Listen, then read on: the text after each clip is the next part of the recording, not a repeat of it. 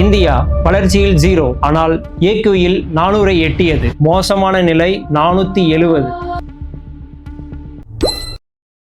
India எவ்வளவு வளர்ச்சியை நோக்கி சென்றாலும் மக்கள் வாழ்வாதாரத்திற்கு சுற்றுச்சூழலே அடிப்படை காரணம். தொழில்துறை உமிழ்வு, வாகன வெளியேற்றம், வெப்பநிலை வீழ்ச்சி, பருவக்காற்றின் வேகம் மற்றும் அண்டை மாநிலங்களில் பருவ காலமாக பயிர் கழிவுகளை எரித்தல் போன்ற காரணங்களின் கலவையை இந்த பிரச்சனைக்கு காரணம் எனலாம், அல்ல கட்டுப்பாடற்ற அரசாங்கத்தின் ஆளுமை திறன் எனலாமா?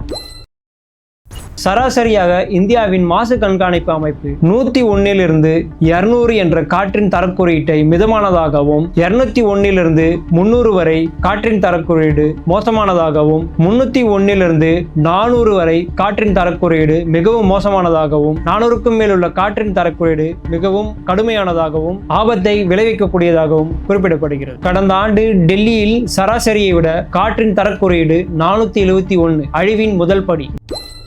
ஒவ்வொரு பிரச்சனையின் உண்மைத்தன்மையும் பாராளுமன்றத்தில் ஒலித்தால்